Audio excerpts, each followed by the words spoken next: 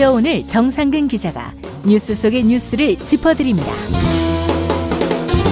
정상근 기자의 오늘 미디어.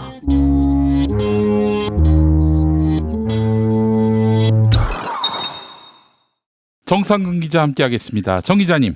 네, 안녕하십니까. 예, 인천시 장기동 물에 안 잠겼습니까? 제가 지금 김포 산후조리원에 와 있어가지고요. 집에 갔는데 집이 없어졌어요. 물에 잠겼어요. 어떻게 할 겁니까? 배 타고 가면 되죠, 뭐. 그럴 때를 대비해서 오리보트가 있습니다. 준비를 다 하셨군요. 알겠습니다. 자, 오늘 어떤 이야기 해볼까요? 네, 그 방송을 들으시는 날 기준으로 어제 방송통신위원회가 공영방송 이사선임 기본계획을 의결을 했어요. 예.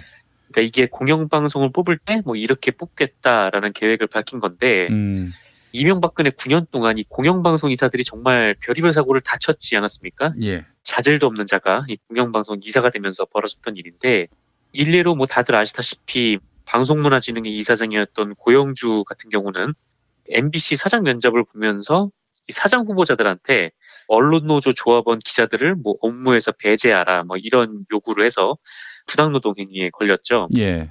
그리고 이제 KBS 이사인 강규영이란 사람은 애견 카페에 가가지고 이 국민이 낸 수신료를 지돈 쓰듯이 이렇게 썼습니다. 그래서 당시에 뭐 애견 카페에 온 사람들에게 KBS에 대한 평가를 들었다 뭐 이런 이상한 얘기를 했었는데, 뭐 이건 역시 이제 자질이 충분치 않은 공영방송 이사를 뽑아놓은 탓이 크죠. 네.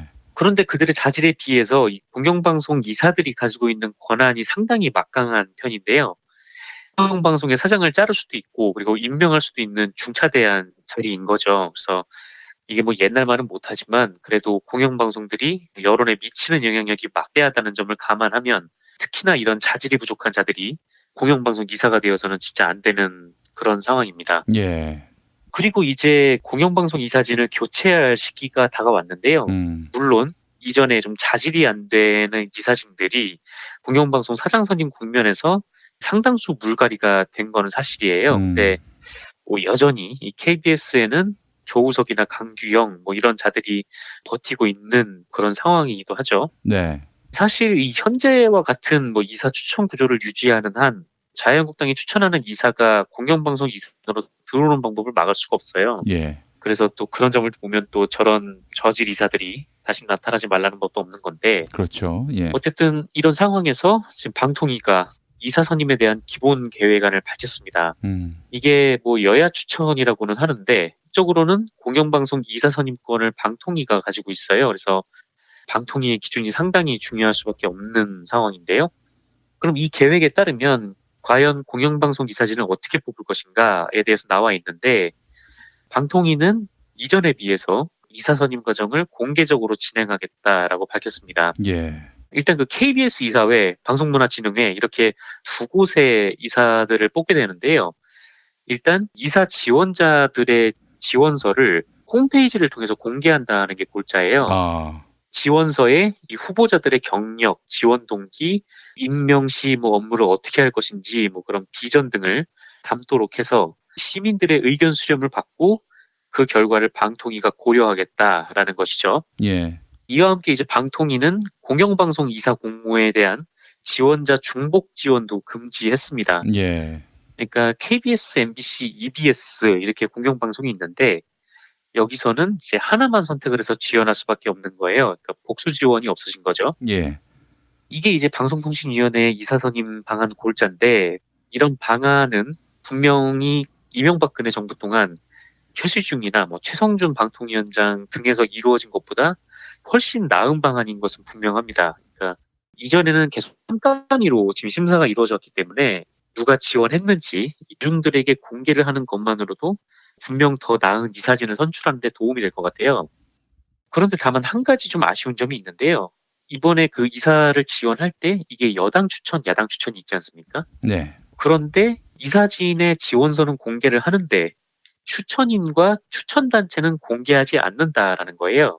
그러니까 지원서는 공개가 되는데 이 사람이 더불어민주당 추천 이사인지 자유한국당 추천 이사인지 그거를 알 수 없다라는 것이죠. 이렇게 되면 뭐 자유한국당 추천 이사가 나는 KBS 내부 적폐 청산을 찬성한다 뭐 이렇게 나오면 사람들이 딱 봤을 때 이 사람은 더불어민주당 추천이구나 뭐 이렇게 생각을 할 수도 있겠죠. 예. 하지만 뭐 알고 보니까 이 사람이 뭐 자유한국당 추천이사고 당선된 뒤에 입장을 또 바꾼다면 그거를 제지할 수 있는 방법은 이제 없게 되는 겁니다. 예. 근데 뭐 물론 그렇다고 해서 이 KBS가 이 여야 추천이 7대4고 MBC 박문진이 6대3이거든요. 예. 그러니까 이 큰 틀은 벗어나지 않아요. 그러니까 더불어민주당 몫을 자유한국당 이사가 차지하고 그런 건 아닌데 예. 다만 이 나쁜 후보자를 걸러내기에 추천단체가 적시가 안 된다는 게 이들을 평가하는 국민들 입장에서는 핵심적인 포지션을 좀 보지 못한다 이렇게 좀 생각이 또 되더라고요. 그리고 역시나 방통위에서 이런 방안을 주장을 한 사람이 자유한국당의 김석진 위원이었다고 해요. 그러니까 특정인에게 여론몰이하고 뭐 신상털이하고 비호하는 등 부작용이 우려된다라고 했다는데 예. 이들이 잘했으면 뭐 그런 걱정할 필요가 있겠습니까? 그런 생각이 좀 들고 예. 이와 또 별개로 이번 방통위의 결정에 대해서 언론노조 등 이 언론계 시민사회단체들은 반대를 하는 모양이에요. 언론노조 등 시민사회단체에서 방송독립시민행동이라는 조직을 꾸렸었거든요. 근데 이 시민행동에서 제안을 원래 했던 거는 공영방송 이사 후보를 방통위가 2배수로 압축을 하면 이 시민대표단이 결격 사유가 있는 후보를 걸러내서 1.5배수의 후보로 방통위에 재추천하는 이른바 이제 시민검증단을 구성하는 방식이었는데요. 예. 예. 근데 안타깝게도 이에 대해서는 뭐 논의 자체가 잘 이루어지지 않은 것처럼 보입니다. 사실 제 생각으로도 이 시민검증단을 만든다고 해도 이거를 또 무슨 기준으로 해야 하는지 구체적으로 좀 보지 못해서 예. 의아한 점은 좀 있는데 다만 좀 방통위가 이사 선임은 어차피 정해진 일정이니까 이에 앞서서 좀 서둘렀다면 어땠을까, 좀 다양한 논의를 할 수 있지 않았을까라는 그런 좀 아쉬움은 좀 있습니다. 예. 아예 뭐 공영방송 이사진을 무보수 명예직으로 수백 명 정도로 사이즈를 키우고 계층과 지역, 뭐 성별, 연령 이렇게 다변화하는 이런 독일식 모델도 있을 수가 있고 애초에 이제 정치권의 개입이 가장 좀 문제가 됐다면 이것도 걸러낼 수 있는 방안도 고민해봤을 수 있었을 텐데 예. 이게 너무 급하게 공영방송 이사 선임 방식을 결정을 한 것 같아요. 근데 뭐 어쨌든 이미 뭐 주사위는 던져졌고 어제부터 13일까지 MBC와 KBS 이사 지원자들의 서류를 받는다라고 합니다. 그래서 예. 이미 이제 절차는 시작이 됐는데 부디 좀 이번에는 제2의 고용주가 아니라 공영방송에 뜻있고 좀 의지 있는 사람들이 뽑혔으면 좋겠다는 생각이 들었습니다. 예. 지난 정부는 공영방송 경영에 적극적으로 개입을 해서 권력의 충성도가 높은 인물이 이사로 선임됐다면 지금 정부는 관여를 안 하려고 하니까 이상한 인간들이 틈탈 수 있다는 점, 이 점이 걱정돼요. 네, 그렇습니다. 어쨌건 박근혜 정부와 문재인 정부의 철학이 극명하게 갈리니까요. 예. 예전과는 좀 비교를 할 수 없겠죠. 예. 알겠습니다. 뭐 이럴 때 시민사회가 눈을 부릅뜨고 지켜보고 있는 중인데 엉뚱한 인간들이 들어가지 않도록 시민들이 더욱더 뜨거운 관심을 보여야 하겠습니다. 그러니까 기본적으로 공영방송이 국민의 것입니다. 촛불혁명을 통해서 국민에게 돌아왔어요. 근데 이걸 또 엉뚱한 인간들이 주인이 없다는 이유로 인마이 포켓할 가능성이 있거든요. 이걸 어떻게든 막아야 하겠습니다. 자, 다음 소식은요. 네, 그 어제 아침에 경향신문에서 단독 보도가 하나 있었는데요.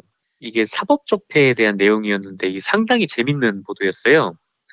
어제 아침에 뭐 정치쇼에서 전해드리기는 했는데 내용을 일단 간단하게 좀 요약을 하면 검찰이 양승태 전 대법원장 시절에 법원행정처가 2015년에 하창우 전 대한변호사협회 회장을 압박하기 위해서 특정 언론사 기자를 활용해서 기사를 내보낸 정황을 포착하고 수사 중이다라는 내용입니다. 예.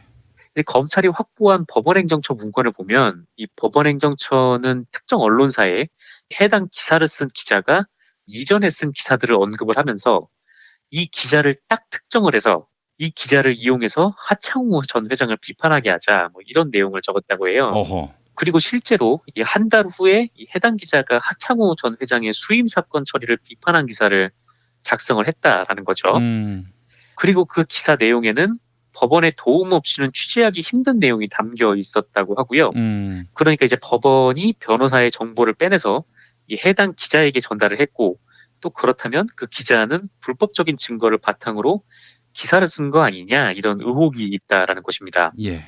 그리고 경향신문 보도에 따르면 이 해당 기사는 현재 인터넷에서 삭제가 된 상태라고 했는데 제가 어제 정치쇼에서 말씀드렸듯이 제가 구글링을 해보니까 중앙일보 박민재 기자의 기사가 나오더라고요. 예. 다만 이 기사가 중앙일보 자사 홈페이지에 그대로 올라와 있어서 이게 뭐 인터넷에서 삭제가 된 건 아닌 것 같다라고 말씀을 좀 드렸었는데 예. 근데 오후에 이 미디어스의 관련 기사가 났어요. 근데 이 기사를 보면 중앙일보에 그 기사가 맞다라고 합니다. 그러니까 그 기사는 2015년 5월 28일에 중앙일보 12면에 실린 기사인데요. 하창우 취임 전 수임 사건 변협 사무차장에게 맡겨라는 제목의 기사입니다. 미디어스 보도에 따르면 이 기사가 경향신문의 보도대로 현재 인터넷판에서는 삭제가 된 상태라고 하더라고요. 예. 아마 제가 구글링에서 본 거는 뭐 이전에 있던 쿠키값인가 뭐 그런 건가 봐요. 그래서 어쨌든 이 중앙일보의 보도를 보면 하창우 대한변협 회장이 취임 전 자신이 개인적으로 수임했던 사건 처리를 취임 후 변협의 상근 직원인 사무차장에게 위임한 것으로 확인돼 논란이 일고 있다라면서 변협 회원들 사이에서는 전관 예우 철폐 등 개혁 조치를 성공시키려면 자신이 관여된 일 처리에 보다 신중했어야 한다는 지적이 제기되고 있다. 이런 내용입니다. 이게 전형적인 저격을 할 때 쓰는 문법이에요. 그렇죠. 그러니까 이거는 뭐 작정하고 이 하창우 전 대한변협 회장을 공격을 하고자 쓴 기사로 저는 그렇게 판단이 됩니다. 그래서 어쨌든 이 보도가 중앙일보를 통해서 나왔고 사실 이 대법원과 언론의 유착 관계에 대해서 조선일보가 그동안 손에 꼽혀오지 않았습니까? 그렇죠. 그래서 아마 경향신문의 보도를 보시고 처음에 조선일보를 떠올리신 분들이 많으셨을 텐데 실제로 이 대법원 법원행정처 문건에 뭐 10여 건의 조선일보 관련 문건이 있었다고 하죠. 예. 조선일보 첩보보고, 뭐 조선일보 홍보전략, 조선일보 방문 설명 자료, 뭐 조선일보 보도 요청 사항 이런 제목이었는데 여담으로 잠깐 말씀드리면 이 법원행정처가 이런 문건을 작성했던 시기에 그 조선일보 편집국장이 바로 현 자유한국당 의원인 강효상 이었습니다. 예. 근데 어쨌든 이번 건은 조선일보가 아니라 중앙일보라는 얘기죠. 그렇다면 이제 두 가지 좀 생각이 들었는데 네. 그렇다면 과연 이 대법원의 부적절한 행위에 협조한 언론이 비단 조선일보와 중앙일보뿐이었겠는가라는 생각이 먼저 들었고 두 번째로는 이런 부정한 결탁이 있었던 것이 사실이라면 중앙일보의 이런 행위는 문건으로 만드는 축에도 못 끼는 건가라는 생각이 또 한편으로 들더라고요. 예. 제목들을 쭉 훑어봤을 때 유일하게 들어있던 언론사가 조선일보라고 해요. 예. 문건 내용 안에는 뭐 다른 언론사가 있었겠지만 어쨌건 조선일보는 별개의 문건 제목으로 문서가 통으로 있었다는 거죠. 그래서 그걸 보면은 과연 조선일보는 대체 무슨 일을 했길래 법원행정처가 이렇게 특별히 따로 문건을 잡아서 관리를 했을까라는 그런 생각도 좀 들었고요. 예. 일단 뭐 중앙일보 이미 뭐 밝혀진 마당이니까요. 이 미디어스 보도가 사실이라면 중앙일보가 좀 빨리 이 경위 보도와 해당 기자의 해명을 해야 되지 않을까 그렇게 생각이 좀 들면서 오늘은 법원과 언론의 결탁에 대해서 말씀드렸습니다. 예. 전방위적인 수사가 필요할 것 같고요. 여기에 좌고우면할 이유도 없는 것이고요. 김명수 대법원장 계속 이런 식으로 되는 일도 없고 안 되는 일도 없다. 이렇게 나온다면은 국민들의 실망은 이만저만이 아닐 것이고요. 문재인 대통령이 왜 자기를 대법원장에 앉혔는지에 대한 기본적인 인식조차 없는 사람이다. 이런 판단을 하지 않을 수가 없네요. 그렇습니다. 예, 알겠습니다. 정상근 기자님 오늘 수고하셨습니다. 네, 감사합니다.